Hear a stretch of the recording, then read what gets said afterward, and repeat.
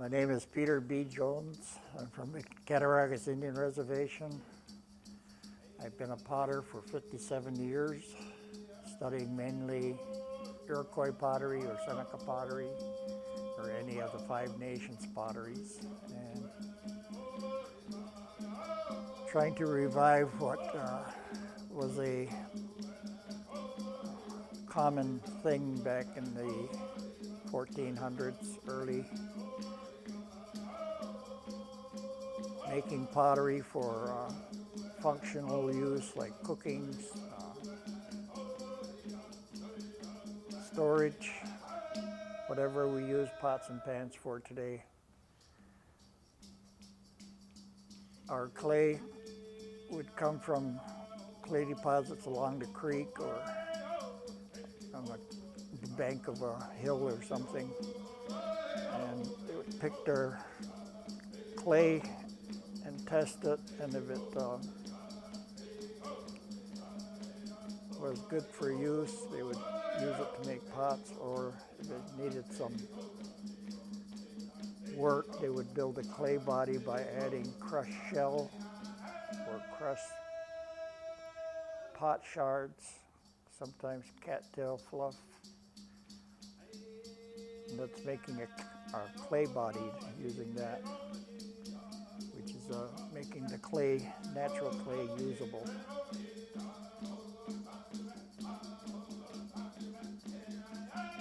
We used them for just about everything, like I said. And they made them in different sizes, from anywhere from 1 cup size all the way up to several gallon size.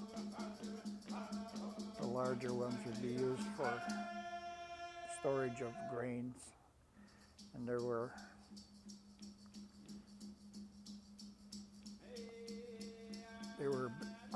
an improvement over baskets or bark implements, bark vessels, because rodents and things couldn't chew through them.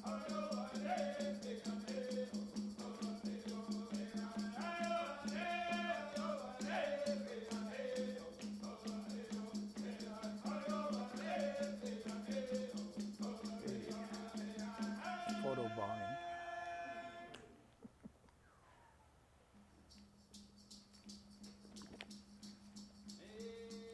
There's some recent research that Jamie Jacobs has done. He's a language person and works at the Rochester Museum. Rochester Museum has probably one of the best and largest collections of Iroquois pottery. But he said that when the tribes were picking out a new place to build a village or a longhouse, they would always look for 2 things. One was the water supply, the other was the clay supply. He also has a theory that clay had its own clan. They were considered part of the tribe, which is an odd theory, but plausible. Now the bottom of this is a plastic bowl I use to hold the clay in shape while I work on it.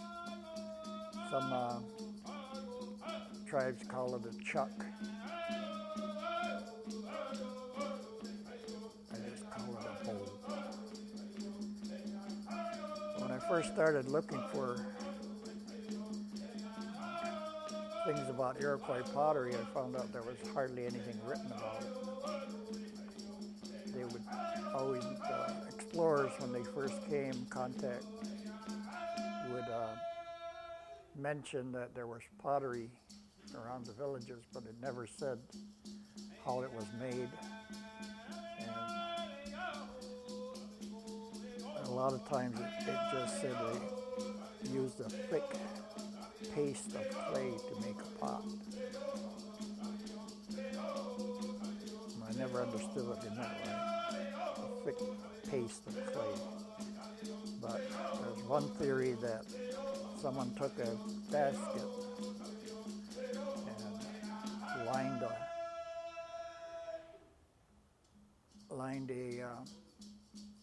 basket with clay to make it harder for rodents to chew through. And the basket inadvertently fell into a fire, and the basket would burn away, leaving a clay shell, and that would have been the first pottery. I've tried that theory a couple times with various baskets, but I didn't have much luck with it because the basket shell burned away so quickly that it would destroy the pot. The heat of the fire was too rapid for the clay to withstand the thermal shock. I'm still working on that theory. It's possible. Just put it that way. Now we made these pots by hand.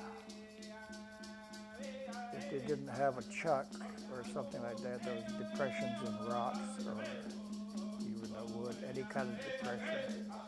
And before pottery, we had, even before the bark baskets, we had stoneware. Not stoneware, but soapstone utensils. Soapstone was good because it could be heated up on a fire and it could hold water. But they were cumbersome, large, heavy, difficult to move.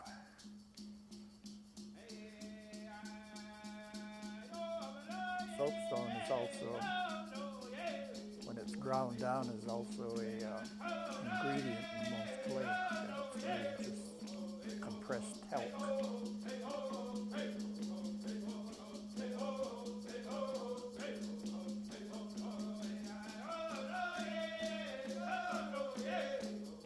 So when I tried to research pottery, our own pottery, I had studied in Santa Fe, New Mexico at the Institute of American Indian Arts in 1963. When I came back home in 1977, I was interested in our tribe's pottery history. And I was surprised there was very little to find about it, written or otherwise. I went through a lot of the Jesuit papers because they were some of the first contact people. I also went through several explorers like Delafontaine, who came up Cattaraugus Creek from Lake Erie. See what he had to say, but he was mostly talking about several villages that were in the area between here and Lake Erie. So there wasn't much there. These people were traders. They would bring things to trade like iron knife blanks, things like that, kettles, pots and pans. So when they contacted with the tribes, the tribes would get pots and pans and kettles. So eventually, by about 1550 or so, we just stopped making pottery altogether. So when I started researching, there was no one to ask about it, and not much written about it. So it took me about 20 years just to figure out how our pots were made. Fortunately, I had studied with a Hopi potter, and using what I learned from her, I applied it to our pots because there's only a few ways that you can actually make pottery. They're pretty much universal worldwide.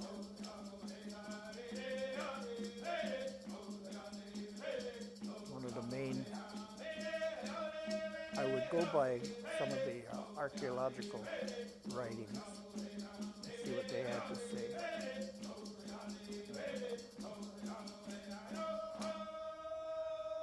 Either contradict them or prove them right, working on different theories.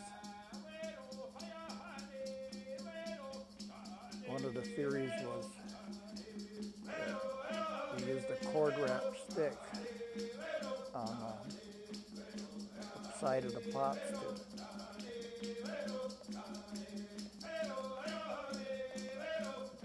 doing this compresses the coils, melds them together, but it also leaves a impression on the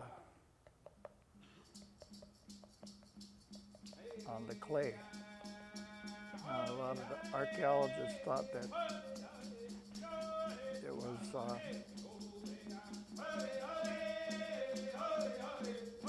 functional in that it provided a surface that could be gripped when the pot was hot. And you use leather slabs or leather mitts to pick up a hot pot. And the difference, looking at different texturing, I tried that. I tried some said that it might have been a corn, cob of corn that was used for texture, which gives a similar texture to some of the old pots. But there's other things that also make texture. But none of this was mentioned in the writings that I studied. So I just stuck with the cord wrapped. Now a lot of our tools were handmade. Well, they had to be. So what I did when I was first starting out was I found some clay in the woods or somewhere along the creek. And I took the clay and started using it, making a pot. And if I needed anything, I would look around the area and see what was available. Sort of like when they first started making our pottery. They would have to start with nothing and build up a method of making pottery. When you paddle the clay like this, it also, besides texturing it, it also compresses the coils and it also stretches the clay so it gives it more height and thins it out.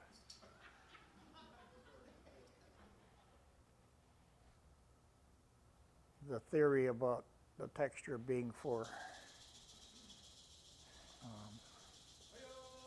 functioning as a gripping surface kind of got blew apart when I made a big pot and boiled water in it just for science. But it was really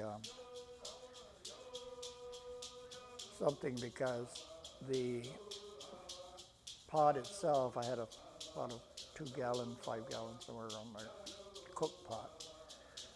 The water in the pot up to the neck was cooking, roiling, but it never boiled. It just would slowly bubble.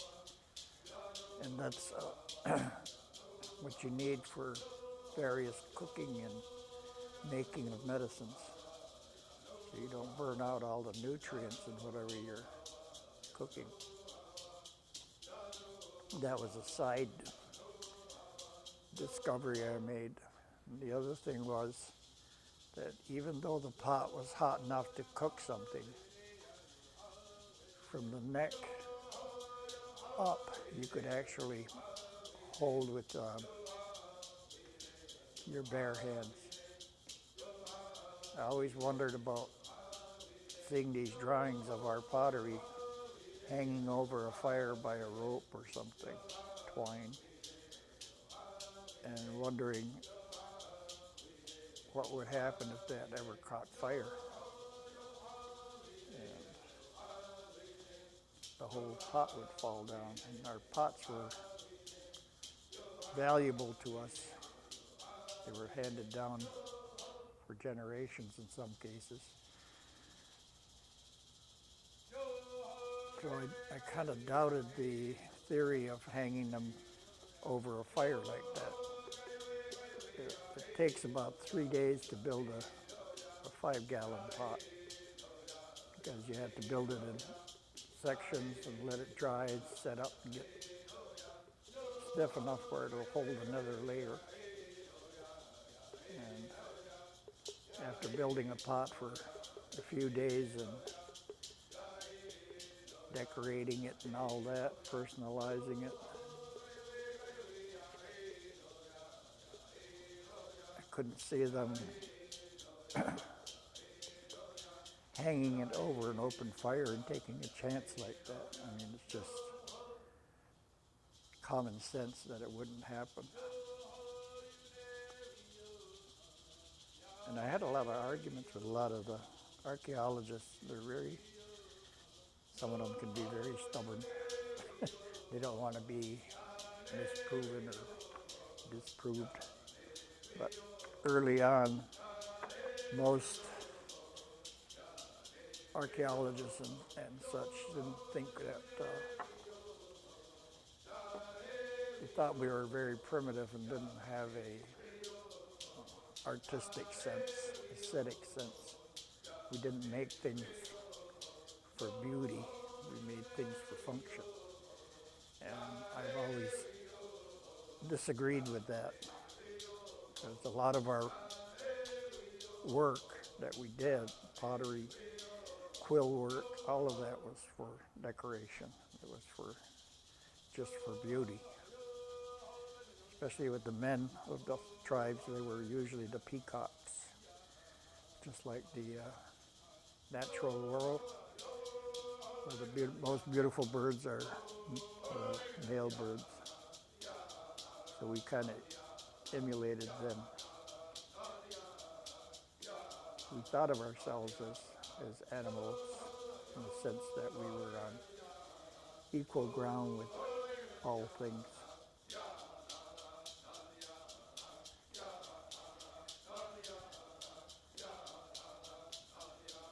So I'm reinforcing this coil on the inside where the neck is constricted. Our pots had a lot of hearts, but they always had rounded bottoms. The early ones even had pointed bottoms. They were called vignette 1, vignette 2. They look more like cones. But one thing that's also a factor, the rounded bottom, along with the texture, would allow the pot to heat up faster. The rounded bottom would serve like a wok, where the heat would spread evenly around the whole pot and cook faster and more efficiently. Now, whether the potters knew that or it just happened, I have no idea. But the other thing about them was the texture itself. By texturing the pot on the bottom, doubles the surface area and also contributes to faster cooking. So there's some science involved in these that wasn't really appreciated early on.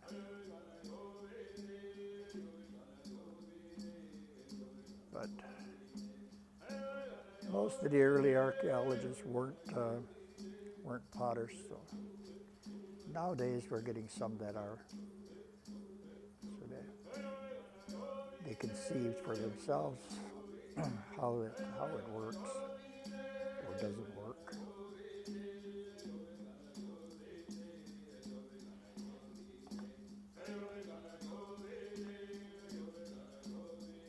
This is a basic shape here. Some pots were just left this way, and others added another layer, which I'm going to do, and build it a little bit taller.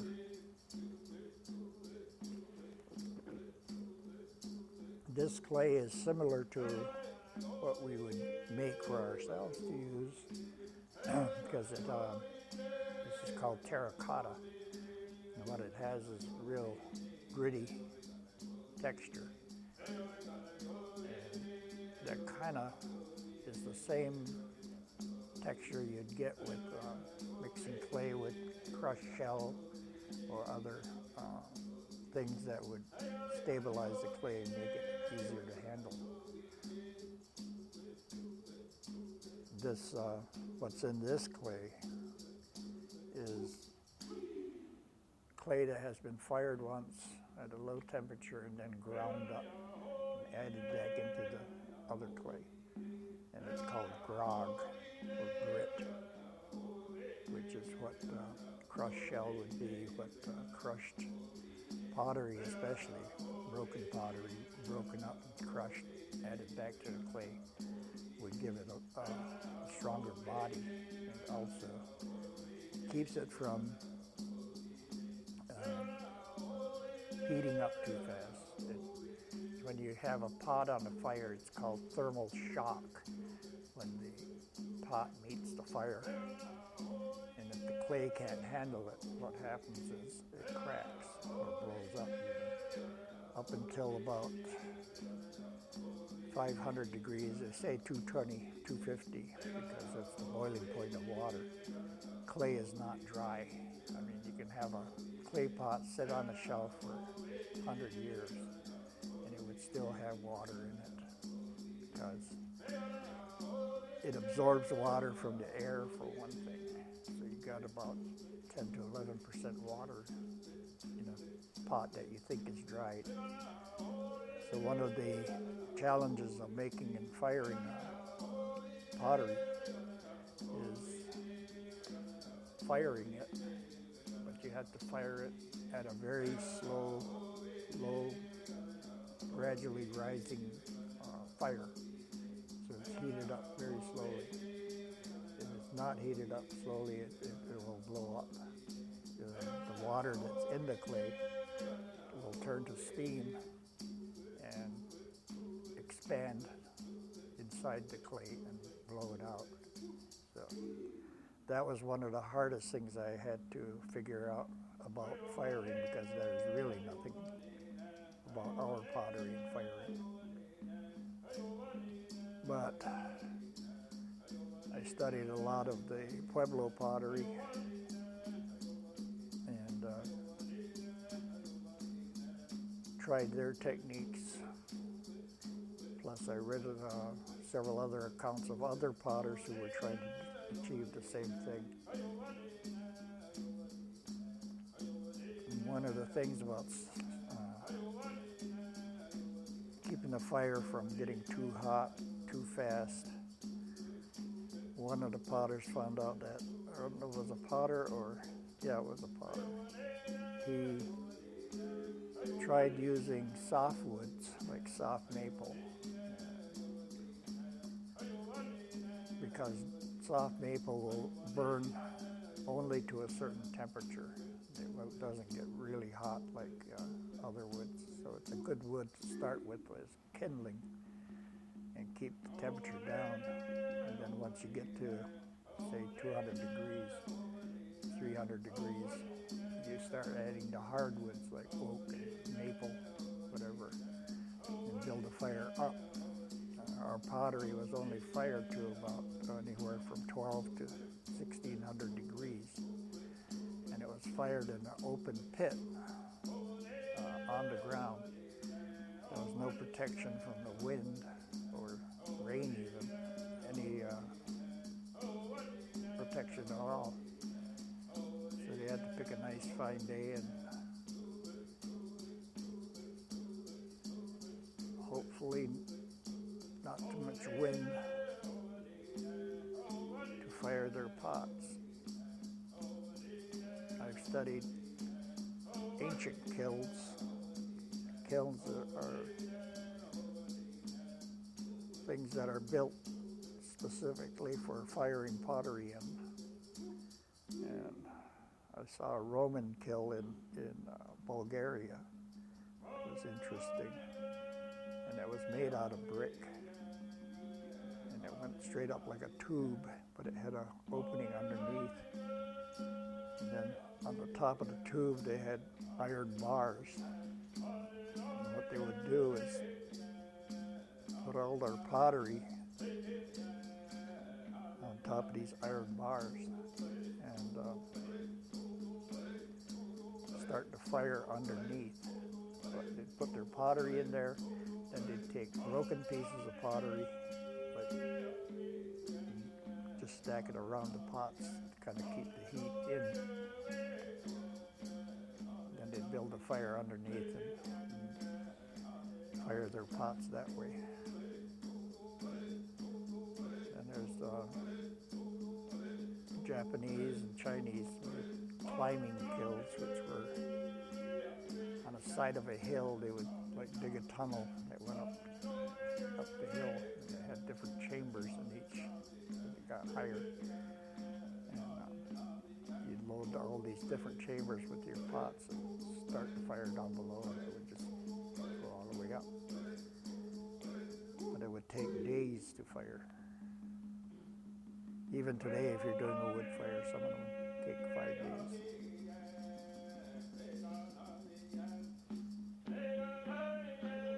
Have any questions?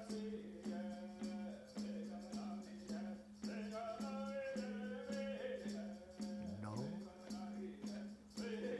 It's going to be a test.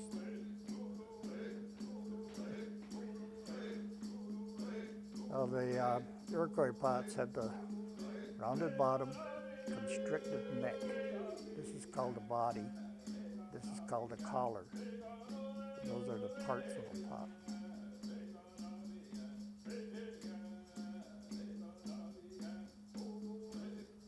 And the collar is the part that stayed cool enough to handle by hand when I was firing a large one.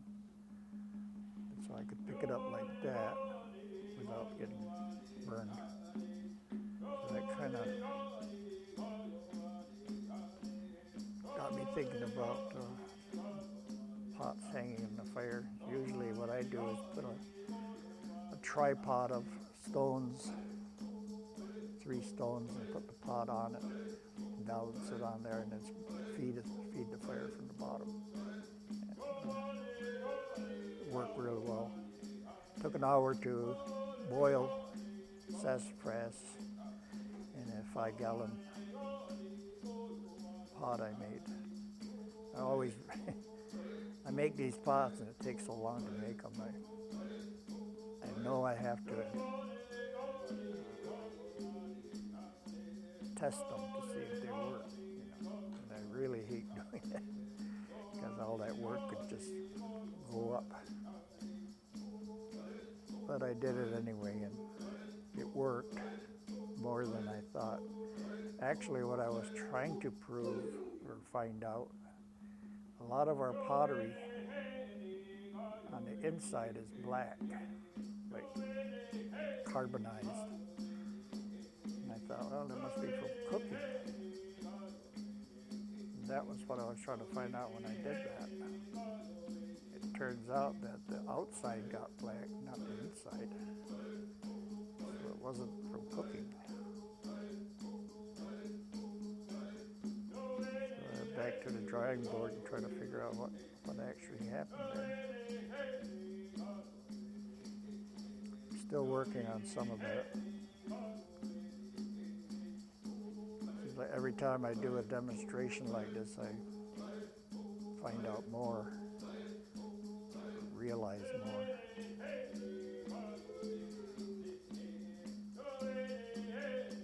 When I started this back in 77, when I came back to New York, I had been out west most of the time. And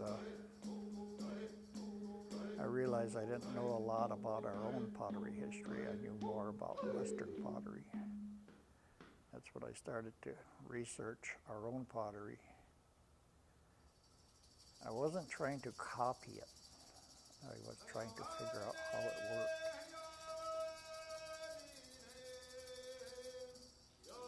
So over the years, I've developed this technique as being the simplest, fastest. When you have a village of 5,000 people like they do at Onondaga, or did at Onondaga,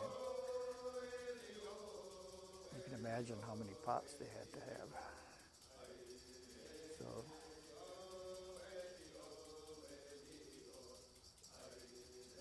there were actually villages of just potters. They supplied the bigger villages. And the other thing, if they had a war with another tribe, say Delawares or one of those, they would capture some of the people, and if women had a skill like making pottery or basket making or whatever, they would bring that skill with them, and it would be integrated with the pots skills of the Seneca women. So that if you look up and down the coast, there's very little difference in our pottery, Cherokee pottery, Mashantucket, Pequot. They all have almost all the same structure. And that's from people bringing their pieces of culture with them when they got captured and using it. But usually, if they didn't choose to adopt with the tribe, they were killed. So it's a good incentive to do something, bring your skills. Now these are called castellations. A lot of our pots have castellations. It's one thing that nobody really knows and what they were for. A lot of them were animal figures, and they're like protrusions on the rim of the pot. And a lot of them were human figures, human faces. Some of the pots have four like this one, and people naturally thought it was the four directions. But then they start finding them with maybe just one castellation. Some of them had none. And some of them had as many as 5 or 6. So that theory didn't seem to be what they meant. I just think they were the potter personalizing their own work. There's another theory that the castellations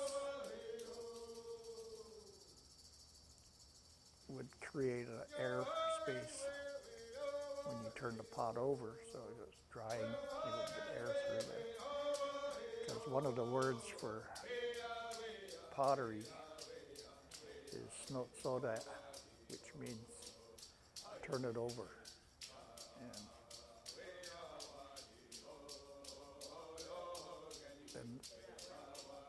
so that it's a collection of words actually.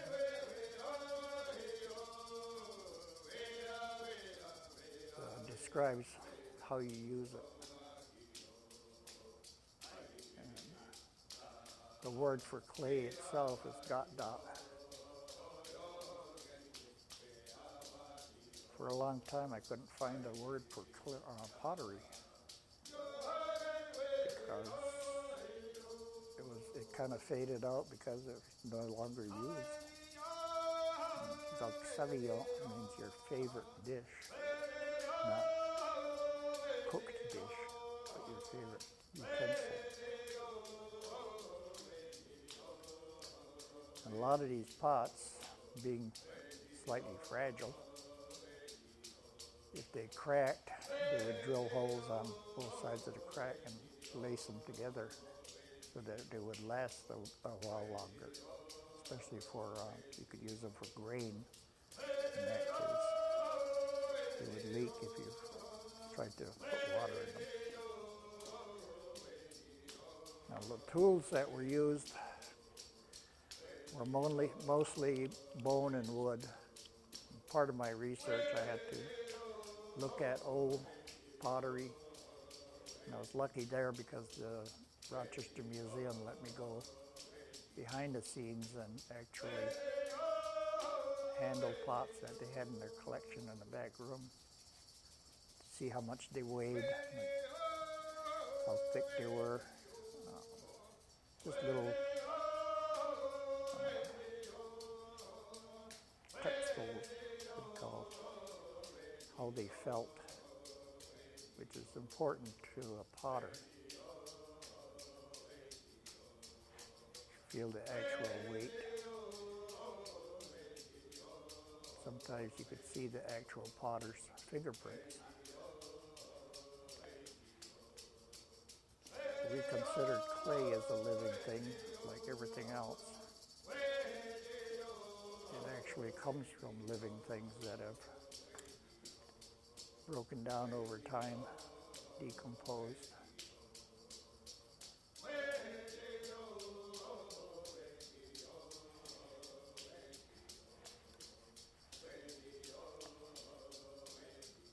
Now this tool here is made from a deer leg bone like this. This is a broken piece of bone, deer leg. And it's ground down on a rock till it gets this fine point and sharpness, because we didn't have metal needles until contact.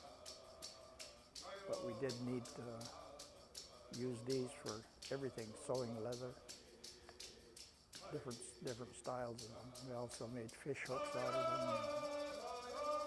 We used everything.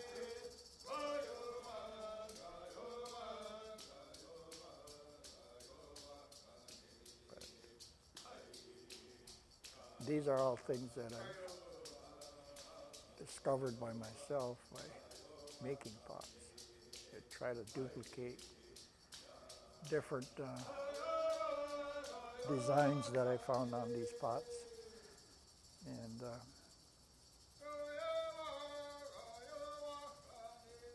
some of them were very simple, very easy to identify. One thing I learned was a lot of people, even today, when they make a pot, they'll do the design like this, which is cutting into the clay. And if you look at the actual pots, the design was drawn in like that. And you can actually, on the old pots, see the ridges that it formed. So that was another moment. Then they talk about rocker stamping, which is what I use sometimes, where you take a tool like this shell and you roll it like that. tiny difference in technique if you're looking at these pots. The archaeologists call it plating, the way we did our designs. Most of our designs were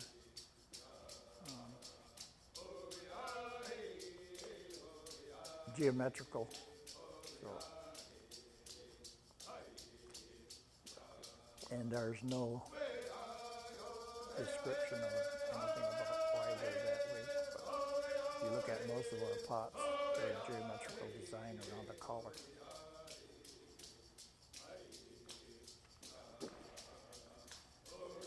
If you look at what I call the pottery trail, it starts down in the southern South America, comes up along where Cahokia is, where St. Louis is, and then it splits off. Some people stayed in the south, like Tennessee, Kentucky, in that area. They did pots that are very similar to ours. And then some of them went along the East Coast, like Cherokee and even the Seminoles.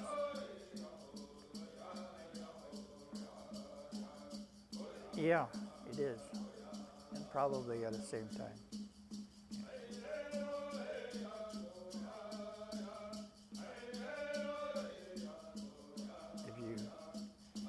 Go to the mound builders in Ohio and follow that trail. It'll lead you up into Wisconsin and Canada. A series of mounds that are almost in a straight line north.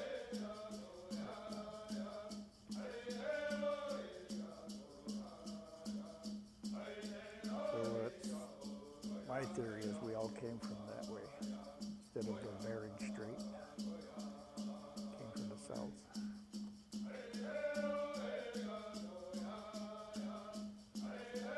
I'm going to do the rim on this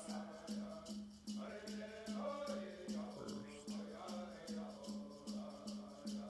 You can see the clay is still wet and rubbery.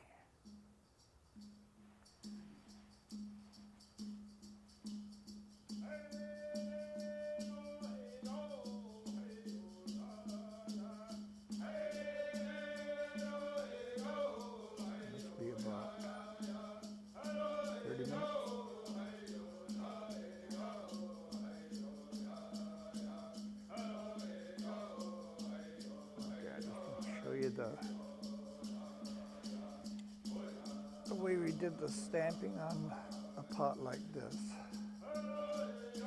It's the rocker stamping. And it was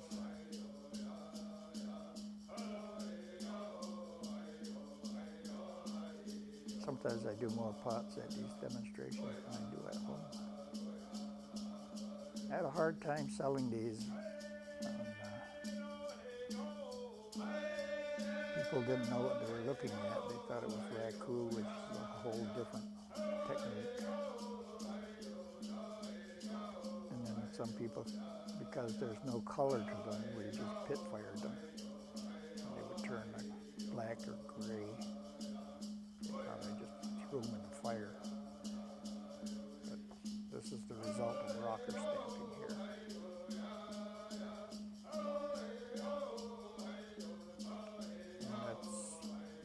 More questions? No. Chapter 2. Thought you could. It's probably the most common method of all people. At the end, like here, it's still a coil, but I flattened it out, which would technically say it's a slab. No, it's just what reinforces it is compressing the coils together.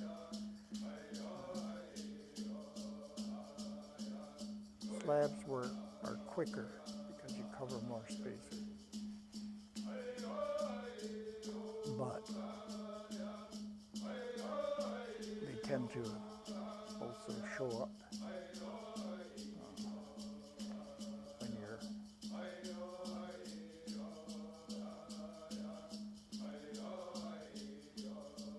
a lot of these designs are found on mound builders,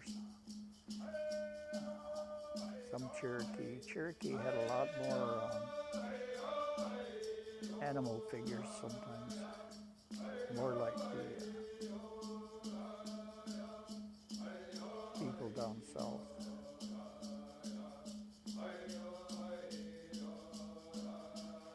We did a show one time that was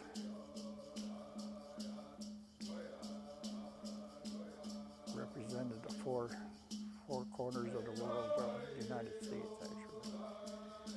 It's called Born of Clay. And we had a potter from South America and Woodlands was me and a Caddo woman. And Southwest, we had a couple of potters from the Southwest. And that was an interesting show because it was at the Smithsonian. And you walk in and they had like these 8-foot tables filled with pots from each of our areas. And we were allowed to pick them up and handle them and see what they felt like. And then we had to group them together by similarities, which was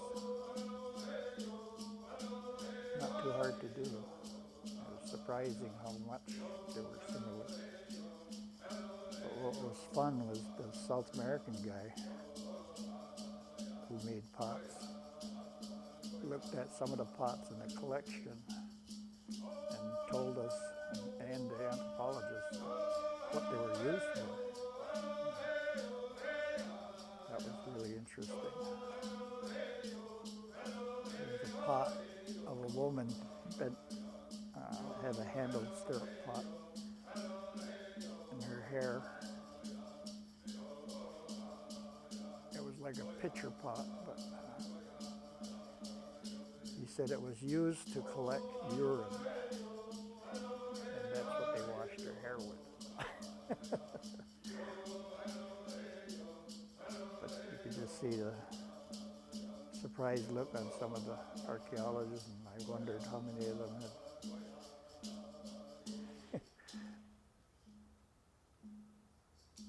put it to their mouth and see if it had air, stuff like that. And there was another pot that looked like an ear of corn with a handle on it. And he picked that up and he said, this is what they did during their corn ceremony. You would parade down the street or whatever. And you pick up this pot and he blew into one end and it made this really nice sound. But nobody knew that. It had been sitting in the collection all this time. Nobody knew what the purpose was. So that was really an interesting show.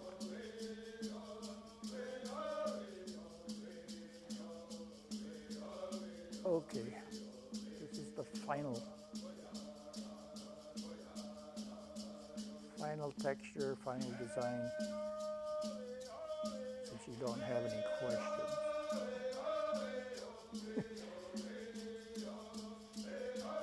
How about you, Mr. Cameraman?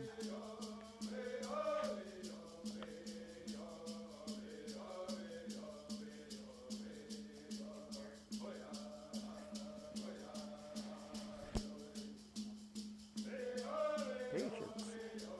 This is therapy. You get all stressed out, you go sit there and make a pot. You don't need anything, just a piece of clay.